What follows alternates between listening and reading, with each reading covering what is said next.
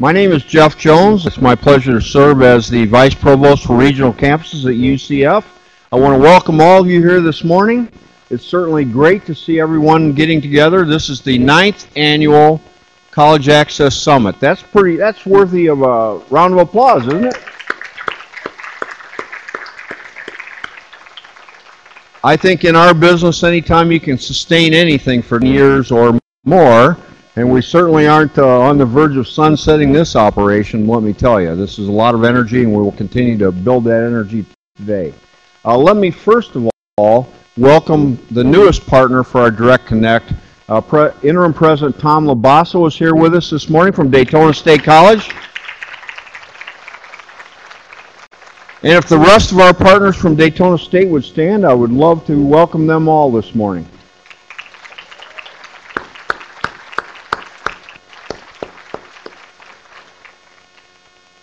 Again, I think the energy that surrounds this effort is always undeniable to me. This is where the work gets done, where people get together to really talk about the future of Direct Connect and the positive impact that we realize on providing access and success for the students we serve.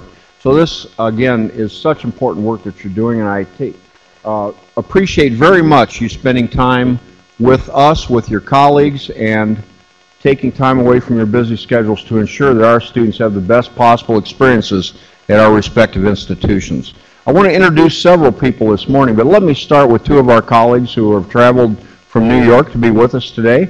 First of all, Martin Kurzweil and Jesse Brown. Martin and Jesse are with Ithaca S&R, which is a not-for-profit focused on building a knowledge base about innovation in higher education that improves student outcomes and contains costs. They're currently doing a profile on UCF Online and Direct Connect with the intention of we will become part of a case study series on educational transformation. So I'm sure that you will welcome Jesse and Martin today as they circulate among you to try to observe parts of what we work on together and certainly gain knowledge about Direct Connect. So thank you very much for that. It's also my pleasure, and we appreciate very much the hospitality shown by Valencia College, to introduce President Sandy Shugart. Sandy has served as president of Valencia College since the year, thank you, since the year 2000. Valencia College serves over 70,000 students per year. Please welcome Sandy to give us some introductory remarks this morning.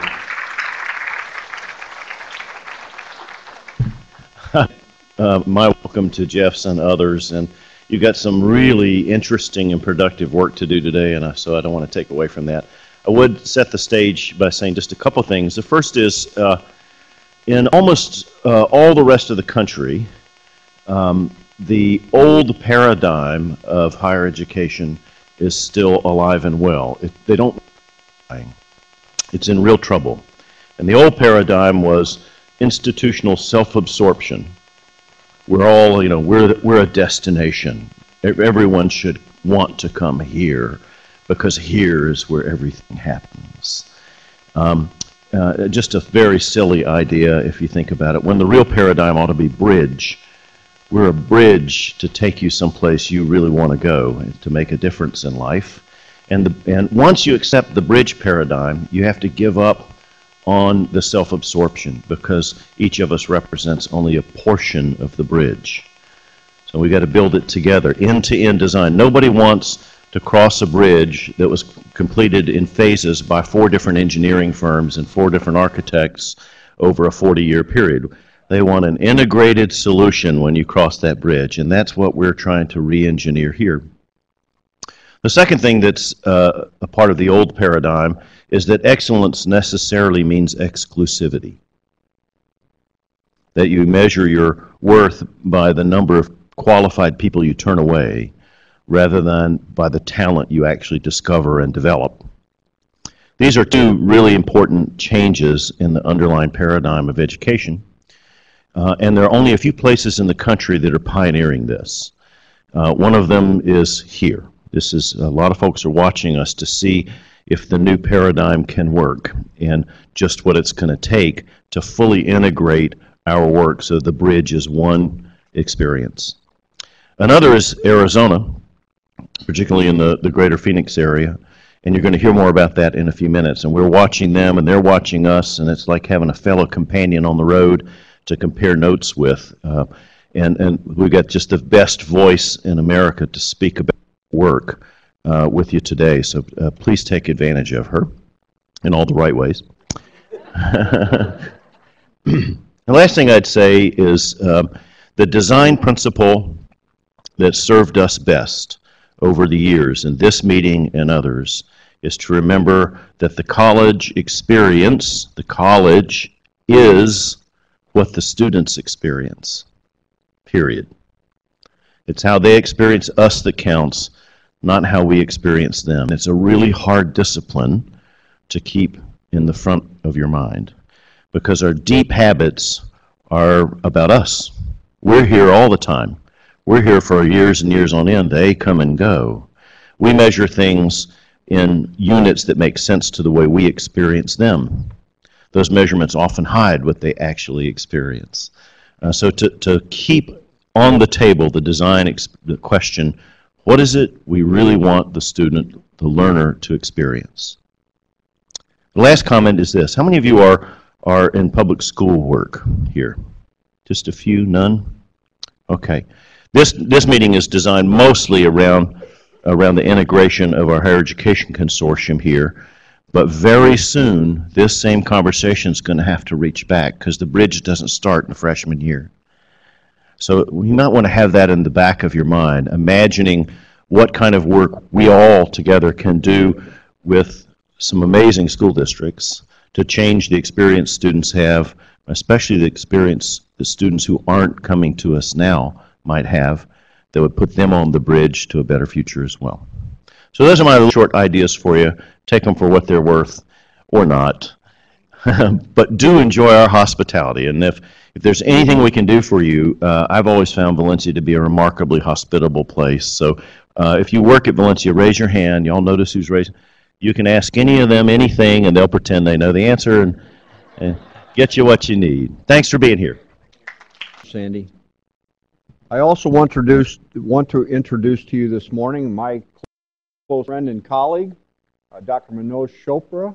Manoj has been serving since the first of the year, really, as the interim dean of undergraduate studies. I'm going to allow him to tell you a little bit more about that, as well now as the interim vice provost for teaching and learning. Manoj is a professor of civil engineering, has served on the UCF Board of Trustees, as well as on the State University System of Florida Board of Governors.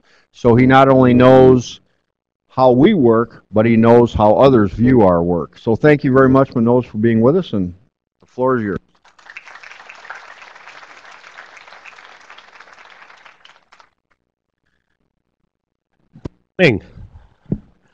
Good morning to how to do things right. And I want to change this slightly to Student Success Summit, because I think this is the way we help students succeed. So I'm very excited to be a part of this. And Jeff mentioned my new role. We've done some reorganization, and we now have a vice provost area for teaching and learning, and that's what I do.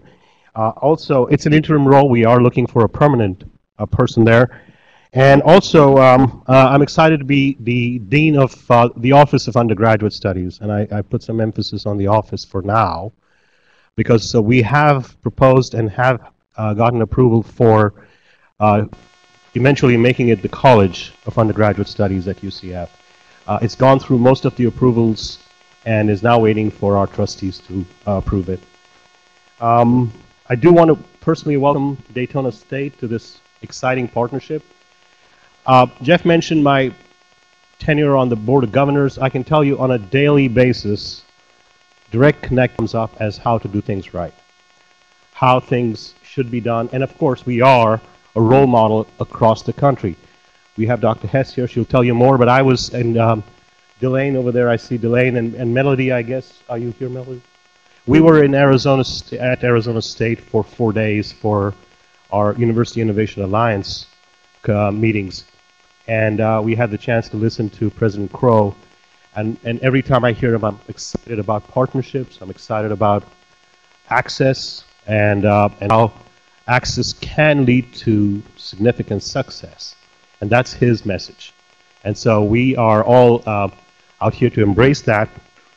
A couple of things. It is your collective effort in meetings like this that lead to good things that come out of these partnerships. And so I know you have a full agenda, and I look forward to spending some time with you this morning before I head back. And we are working on our campus, and I see a lot of the people involved in our campus on the Foundations of Excellence initiative. I believe Valencia went through that as well.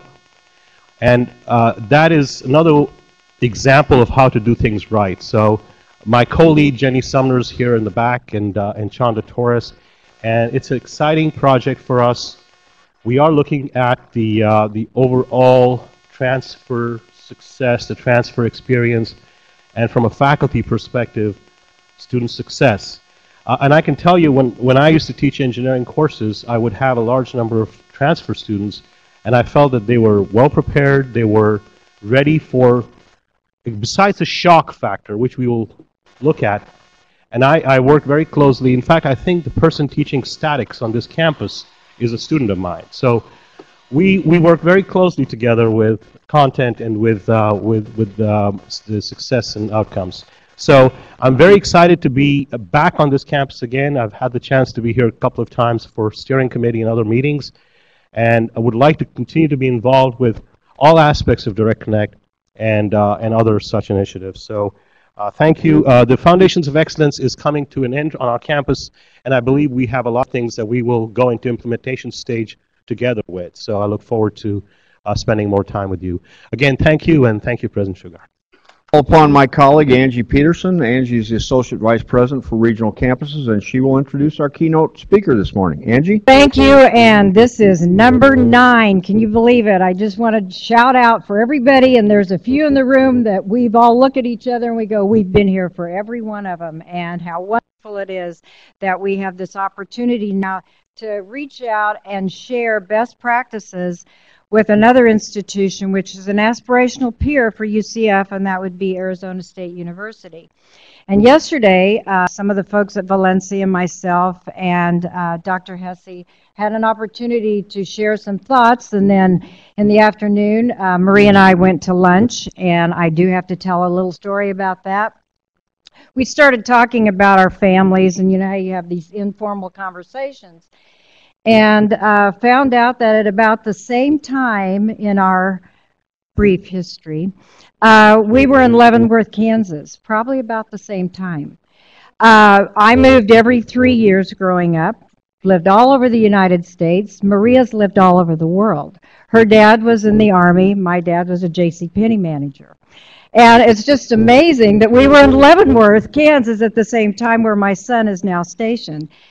As a result of this story, she continues to tell about her father, who is 93 years old, part of Tom Brokaw's Greatest Generation, who will be going back. The family will be taking him back to West Point to celebrate his 70th class reunion at West Point. Such a heartwarming story. Maria Hesse serves as Vice Provost for Academic Partnerships at Arizona State University, helping create and sustain productive relationships with community colleges and other organizations. Prior to joining ASU in 2009, Dr. Hesse served as President and Chief Executive Officer for Chandler Gilbert Community College, one of the Maricopa community colleges in the Phoenix metropolitan area.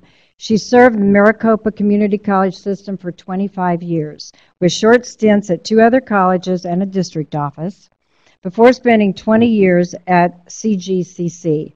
She was founding administrator of CGCC, try to say that too many times, and over the years served as a faculty member, chief student affairs officer, chief academic officer, and president.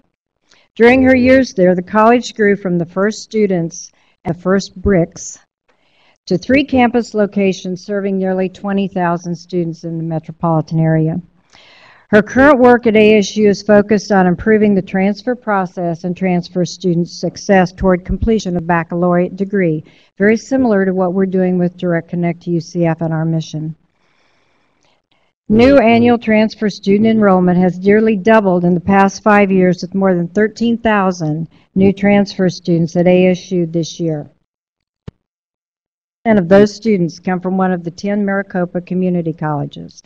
Maria will be describing the evolution of the Maricopa to ASU Pathways program this morning, and it's my greatest pleasure to introduce Maria Hesse. It's really a pleasure to be here with you today to share a little information about our work towards creating a culture of transfer between the Maricopa community colleges and Arizona State University. But I have to start my remarks by saying that when I took this job 6 years ago, the provost of our university basically said, get over to see what's happening in Florida, because the Direct Connect program that UCF has with its partner community colleges is really the national leader. And so over the last 6 years, I've had fairly ongoing conversation with your folks, and I have deeply appreciated all that I learned in that regard. I also wanted to acknowledge President Shugart. He was in Arizona last week, wowing all of us as we held our wide transfer summit with all of the public community colleges and all of the public universities to discuss how we can improve our transfer student experience. And of course, he is just, a knowledgeable and inspiring speaker. So thank you, Sandy, for doing that for us. So I might also add, or I guess it would help to have the PowerPoint up. So I might also add that I had a great day yesterday. I spent time at Valencia. I hope I'll get a chance eventually to visit all of the community college partners that are participating in UCF's Direct Connect program, because I know that there is much to learn from you as well. So today what I'm going to do is begin by having you hear from a few of our students. Now, I need for you to keep in mind that the video that I'm going to show you in a minute was made by students for students, and so there are some little glitches and problems, but with that said, I like the way that the students kind of put what's important to them out there for other students to learn from. And so I thought, starting with the voices of students and how they experience the transfer process would be a good start point for our discussion this morning. So with that, I hope I've got the volume of this up loud enough.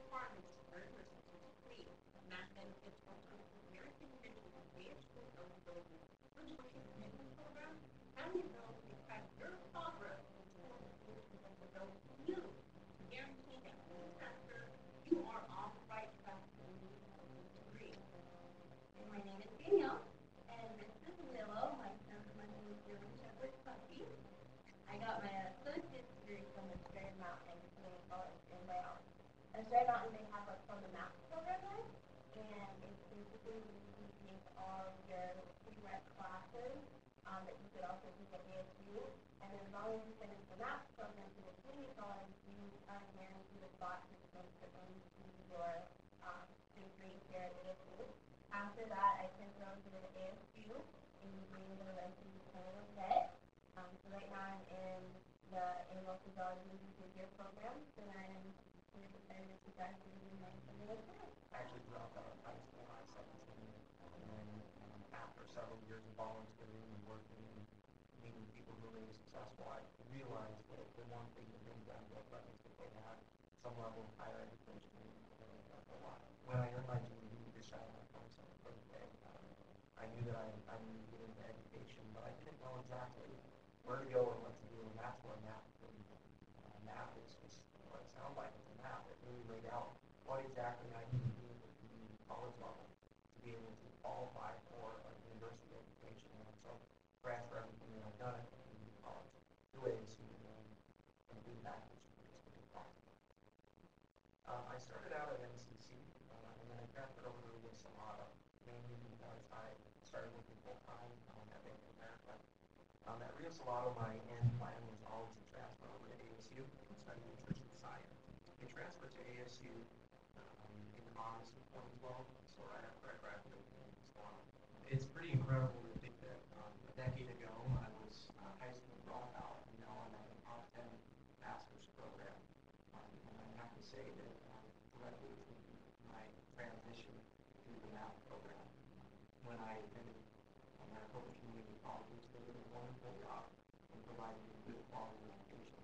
Studying at ASU was a wonderful experience too, because it allowed me to study a lot more independently and work with a large and diverse group of individuals to setting up for successful careers. One of the top 100 universities in the world is Arizona, plus the least of the whole, adding some level to the global screen.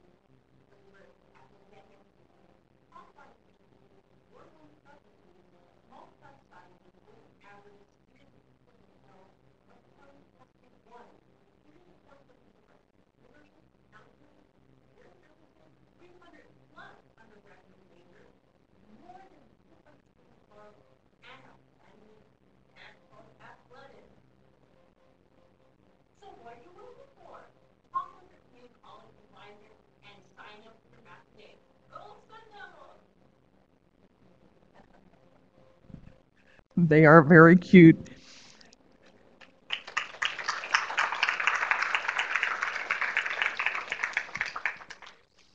So I hope you enjoyed hearing from a few of the students about a program which didn't even exist 6 years ago.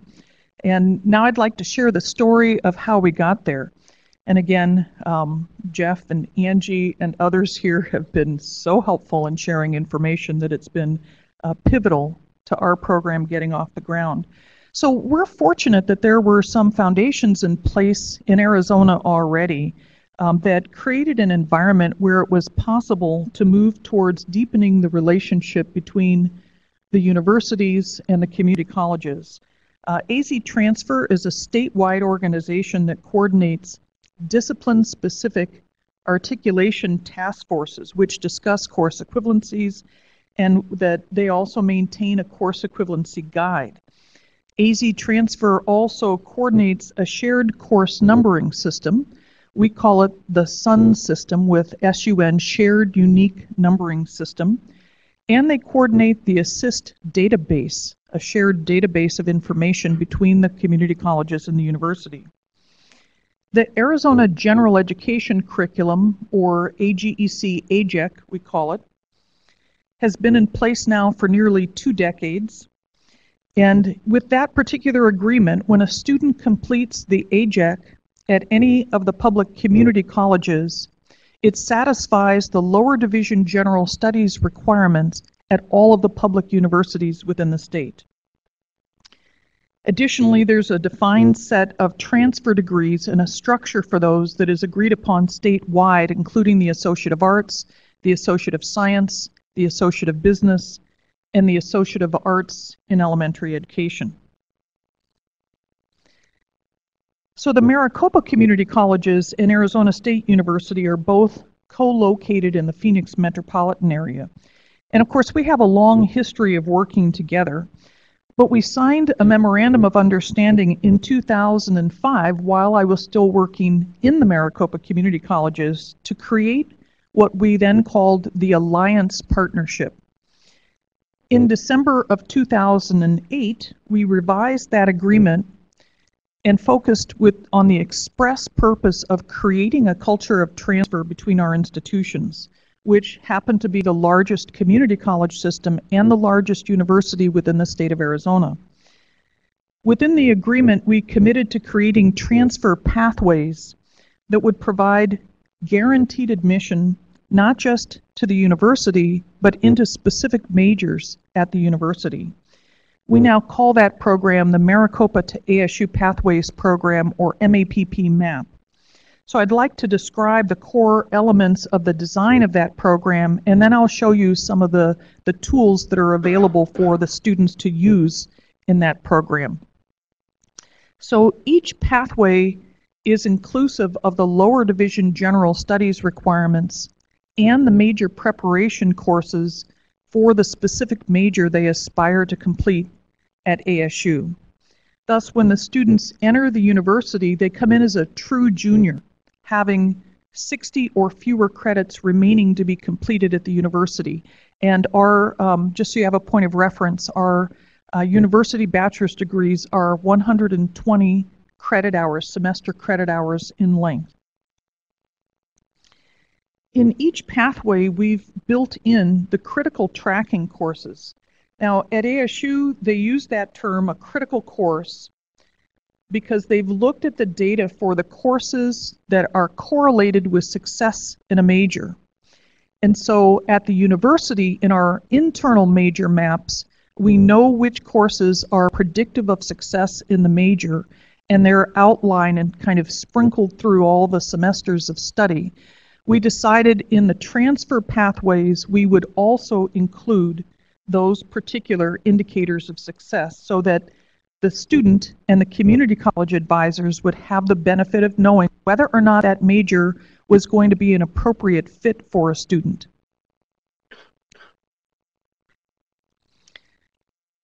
Simplifying the transfer process was important to us, so the courses on a pathway aren't identified in the university language, rather they're identified in the particular community college's course names, titles, and numbers.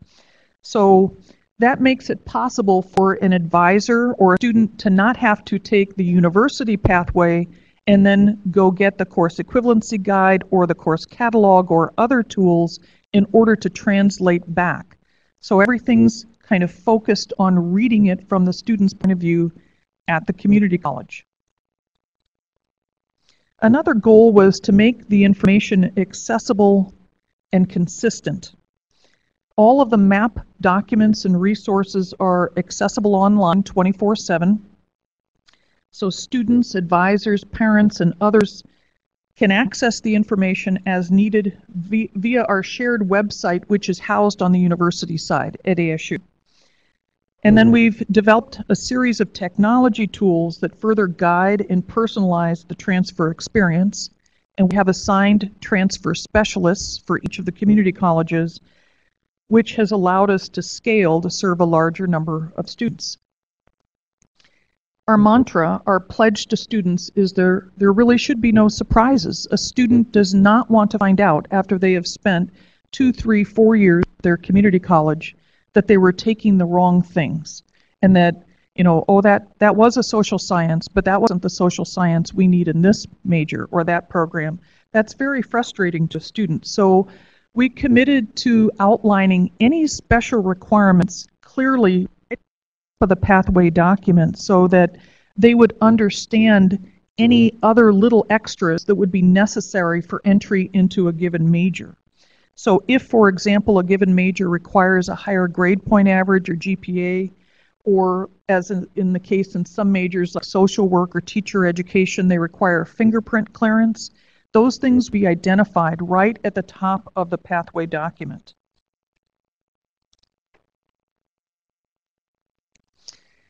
Lastly, we tried to tie tangible incentives to the program to help students see the value or the benefit in completing their entire pathway, not just parts of it.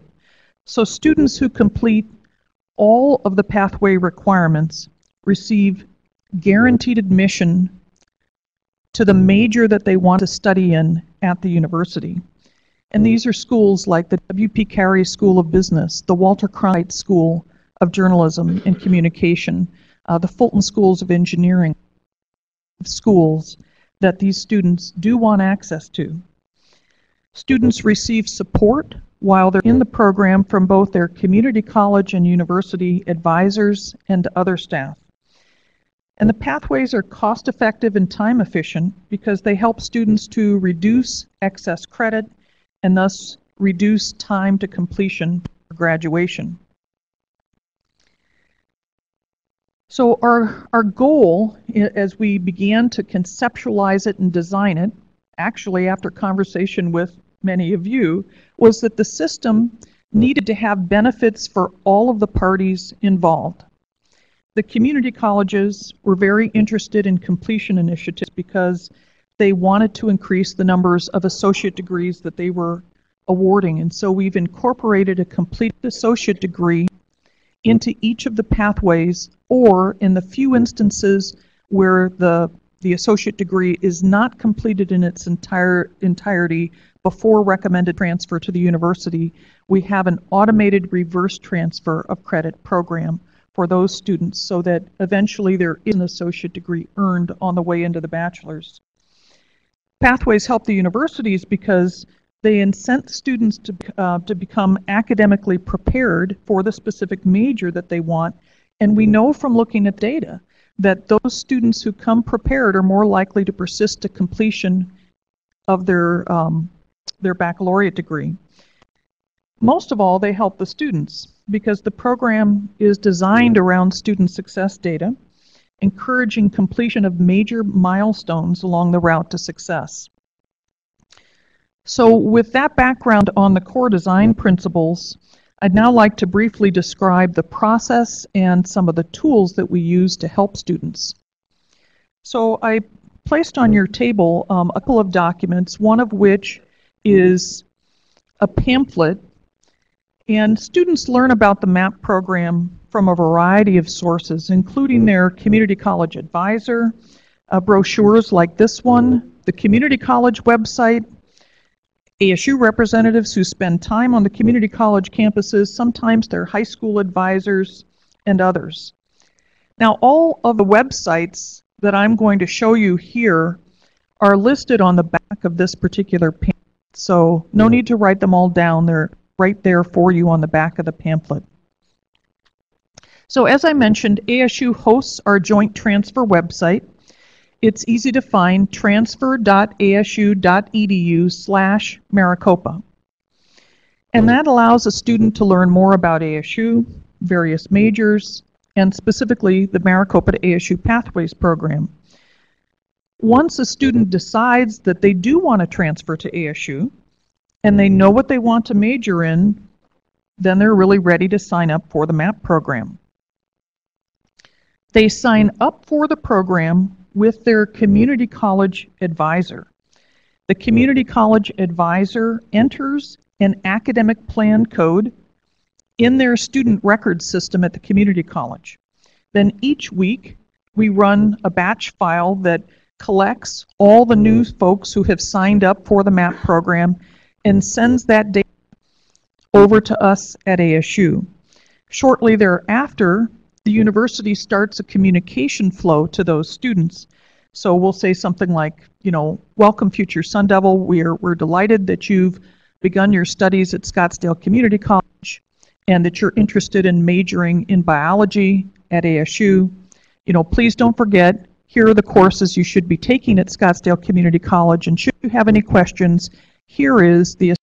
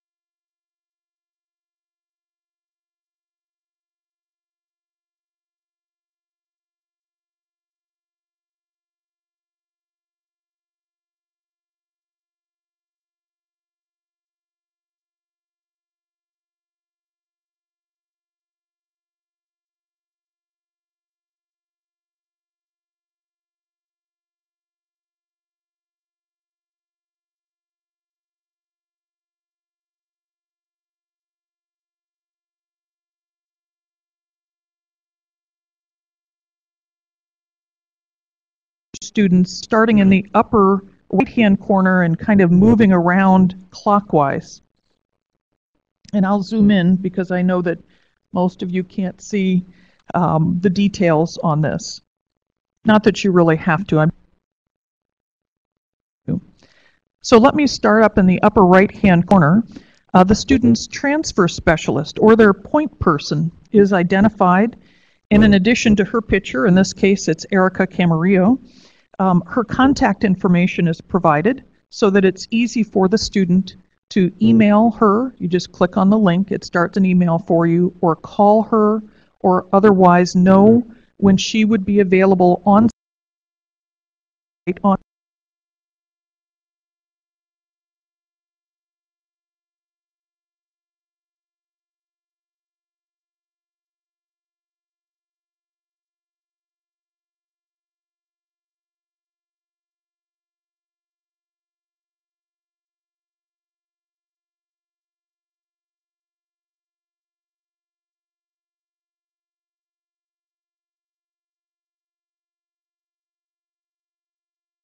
so in Teachers College, and so there's a box there that academic unit at the university can populate with information that might be useful to a prospective student.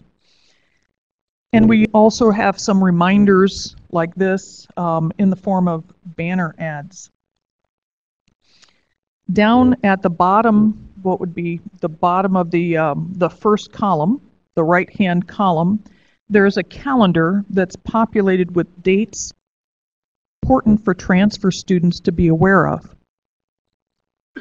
Scholarship deadlines, financial aid deadlines, when classes begin, when orientation. Circling back up the other side, there is information provided about financing one's education, including the shortcut links to the tools that students most want access to. The cost estimator, how much would it cost if I went to the university? Are there any transfer scholarships? Yes, many. And tools. Just above the finances section is a section with the student's transfer details outlined. So this would have when the student signed up for their pathway program at the community college, when they hope to transfer to the university, what community college they're currently attending, and what bachelor's degree they aspire to complete. So in this case, this student signed up in the spring of 2015, probably just within the last 3 or 4 months. They would like to be at ASU by the fall of 2017. That's within that 3-year time frame. If that changes, they can modify the term. They're currently a student at Glendale Community College on the west side of Metro Phoenix, and they aspire to complete a Bachelor of Arts in Education with a concentration in special ed in elementary education. And then in the uppermost corner of the portal, we have important information about the student's progress program. And we use green, yellow, red symbolism at ASU.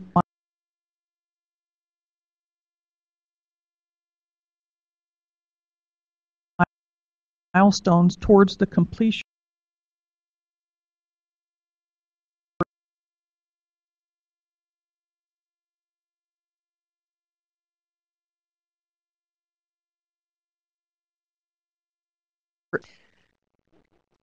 So first thing in this case, the student knows that the grade point average they're currently achieving at their community college is meeting the standard necessary for admission into this pathway program with a guarantee.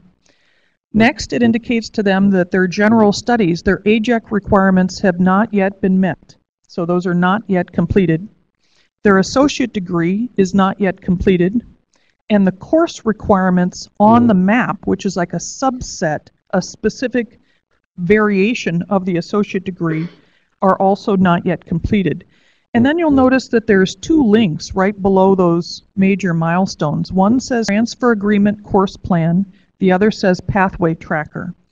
So if a student clicks on the Transfer Agreement Course Plan, that brings up what we think of as the map, the list of courses the student should be taking at their community college. So I know this is really tiny, but this is what a map would look like. So I'm going to zoom in a little bit so you can see it better, but at the top of the document, it outlines what degree the student is interested in pursuing. And then any special requirements are listed up there. Then in Maricopa, course numbers and titles, the courses are listed. I'll zoom in so you can see that section up. So for example, with each course, we indicate which of the requirements are being addressed by taking that course. Although actually the students have told us that they just want the list, the advisors at the community colleges often want to understand what requirements are being addressed, and that's helpful for the registrar's office when they're doing graduation checkouts and things as well. So you'll notice in this case that when the student takes COM 225 in the Maricopa colleges, which is the public speaking course, it's 3 semester credits, and the little dot under the column AJAC, it's addressing one of their AJAC requirements, and it's also addressing ASU tracking requirements. So for the teaching major, public speaking is a critical course. It's predictive of success in the major, and now the student and the community college advisor are also aware of that.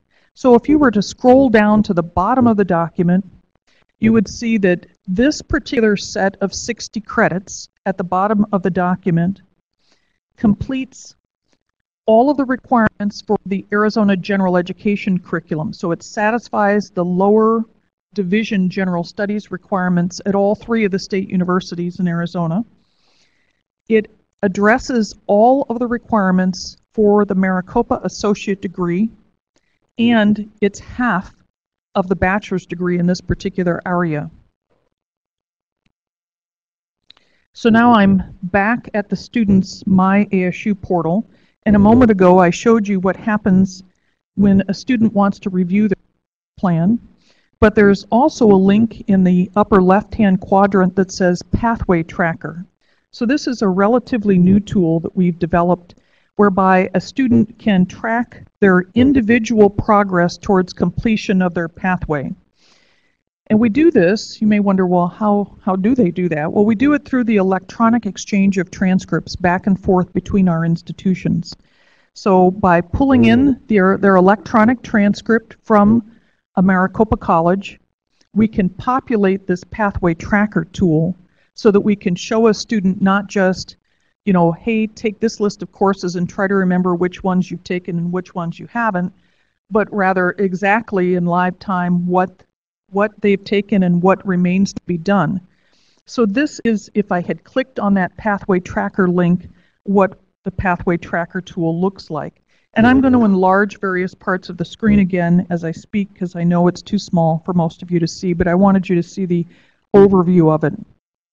So up at the top of the document, you'll notice that it just reiterates the key information for this student, that they want to be an education major, that they signed up at Glendale Community College in the spring of 2015, that they'll earn an Associate of Arts in Elementary Ed, etc.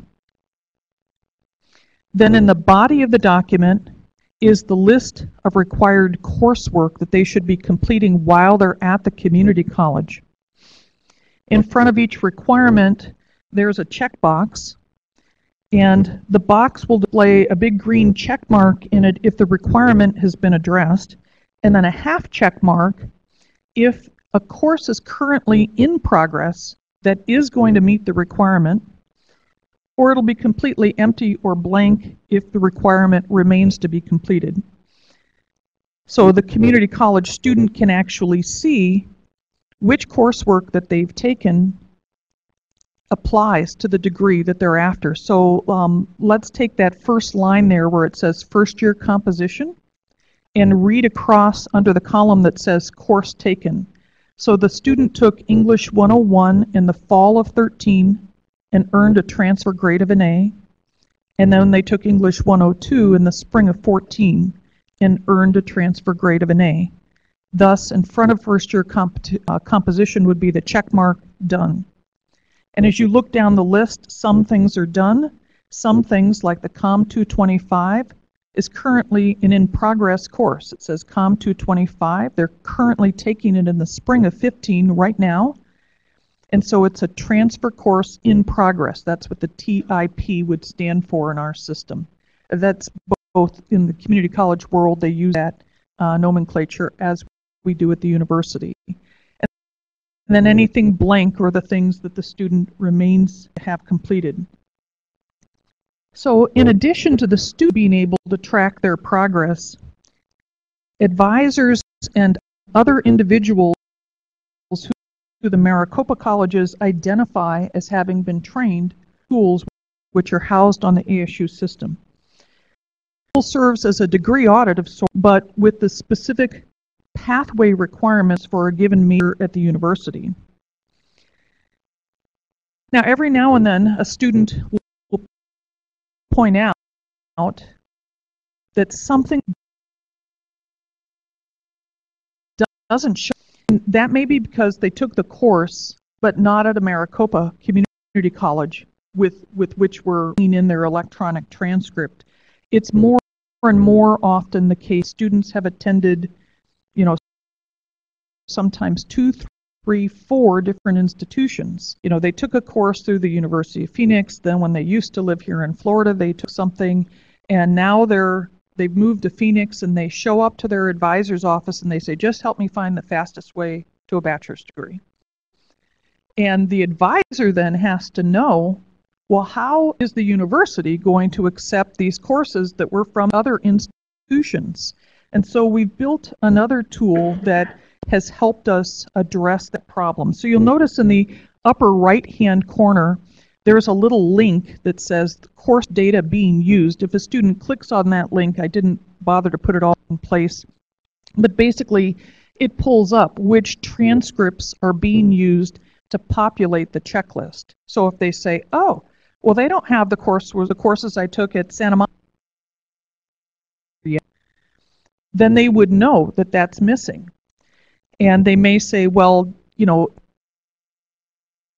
built a transfer credit guide that basically is a front-facing database that allows a student or an advisor or a parent or a person at the university, anybody really, to see how ASU counts its course equivalencies. So let's say, for example, if a student had taken a course in California at Santa Monica College, they would use these little drop-down menus to select the state and the institution. And they can, if they wanted to, they can narrow it by prefix or by course number or by other things, but it pulls up all the coursework that has been articulated so that they could begin to build a coherent educational plan towards completion of their degree, which is the goal. This particular tool basically shows all of our in-state and out-of-state, public and private 2-year and 4-year equivalencies. It just basically takes what used to be behind the scenes and makes it visible so that other people can also see it.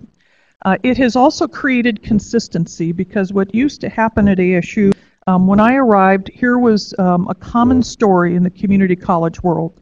Student A and student B were in the same class together in the Maricopa colleges. Student A finds Professor X at the university and says, what is this course equivalent? You know, what would my history course be worth at the university? They get one answer.